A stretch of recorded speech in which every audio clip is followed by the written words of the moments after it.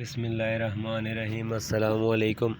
कैसे हैं सब दोस्त? उम्मीद करता हूँ ठीक ठाक होंगे, खैरियत से होंगे।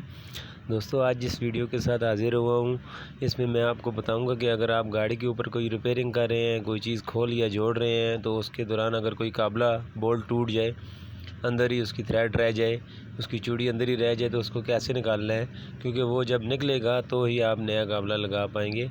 तो आज की वीडियो इसके ऊपर है, शुरू करते हैं। ये देखें, अभी आपको वीडियो में नज़र आ रहा होगा, ये मैं इसको बोल्ट को खोल रहा हूँ। ये असल में बोल्ट नहीं, बोल्ट का वो टूटा हुआ हिस्सा है जो अंदर रह गया था। ये एसी कंप्रेसर में खोल रहा था, तो इसका ये बोल्ट खोलते हुए टूट गया और आधा हिस्सा इसका अंदर रह गया। इसको मैंने कैसे निकाला है ये मैं आपको बताऊँगा।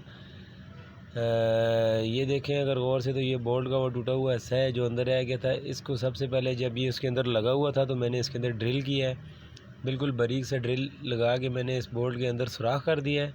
इसमें सुराख करने के बाद ये लेंकीज़ मेरे पास छोटी पड़ी हुई है, ये मैंने इसके अंदर ज़ोर से ठोकी है। ये ठुक के सही इसके अंदर इस तरह से चली गई है, ये देखें। तो पीछे से इसको मैंने रैचेट डाल के इसको घुमाया है, तो ये चूड़ी खुल गई है।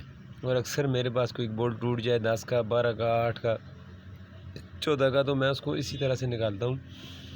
बहुत आसानी से बोल्ट निकल जाता है, और अगर अलमुनियम के अंदर हो तो निकल जाएगा। अगर कास्ट आयरन के अंदर है तो फिर वो बाई चांस हो सकती है। वीडियो पसंद आए तो लाइक ज़रूर कीजिएगा और कमेंट में बताइएगा ज़रूर आज की वीडियो आपको कैसी लगी।